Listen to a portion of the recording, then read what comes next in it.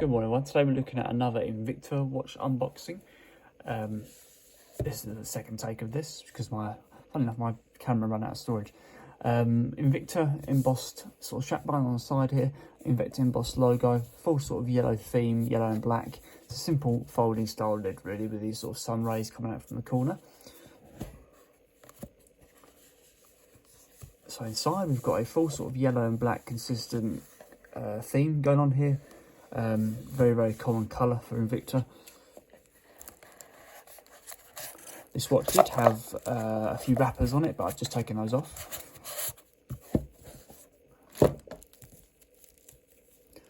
So here we go guys, this is the Invicta Subaqua Noma III.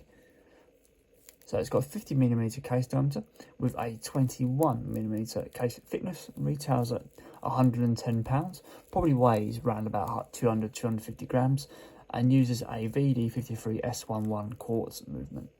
So let's move on to the dial here. So the dial seems like a transparent dial here, as you can see from the little date dial, or the actual date dial that you can see in the back there. Sort of a grey effect to the overall watch with a tachymeter inside the actual face. It's slightly indented to give it a bit more depth. Not that you need it, even though it's just, well, not that you need it with the size of the watch. 50 luminous hands, 50 luminous increments, and 3 sub-dials, 2 showing a chronograph, these 2 here, and a 24-hour readout. So, coming out to the sort of just a little more about the watch actually. We've got flame fusion crystal going over the top of the glass here. It uses new light technology for its luminous components. It's got a plastic and stainless steel sort of hybrid casing, you can see here, from all the white and the sort of metallic components here. You also get 200-meter water resistance with this watch as well. So, coming out to the actual buttons on the chronograph, they are sort of screwed down, then you press them. So here you go, screw this one back in place just for example.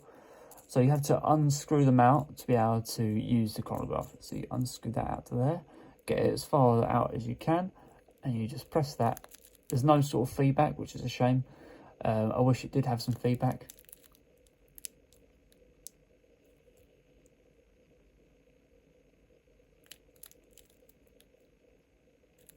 There you go. And then it's a simple wind back function, no sort of snap back. It would be nice if there was actual feedback to these buttons when you press it in, like a click or something like that, but it just seems to mush in. It doesn't do much really. Coming out to the sort of the crown, it's got an Invicta sort of safety catch over the top of it that we have to open up like so. Just like that, revealing a stainless steel polished finish buckle, similar to the style of the actual chronograph buttons. So first position, you can see that date dial just rotating in the back there, quite a nice grey bit of detailing there. Second position, the positions are nicely well defined. It's quite an easy crown, well not so much an easy flimsy crown to turn, but there is quality there. It's a bit more on the lighter side, so you've got some watches that are quite expensive that have quite a heavy crown when you're turning it. That's usually what I prefer, but this one's got a bit of a lighter feedback to it, so it doesn't take much to move those hands around. A full screw down crown. See here. Obviously this watch is very busy. There's lots of detailing going on. I like that touch that it just clicks in place. It's quite nice.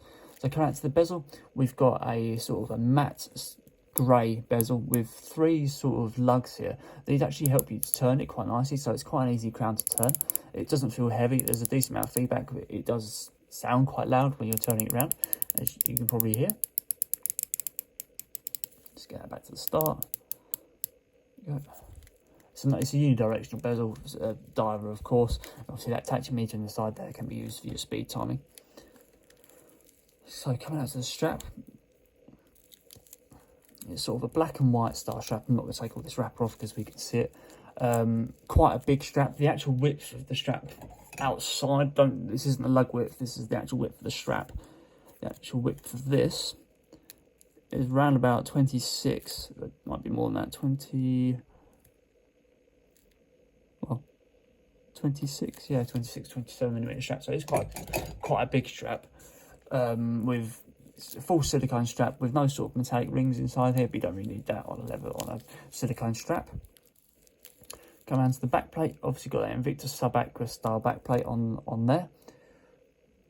with sort of a few more markings as well. 2 big holders for your strap to sit in as well, and a nice strong buckle. So there you go guys, that is the Invicta Subaqua Noma III.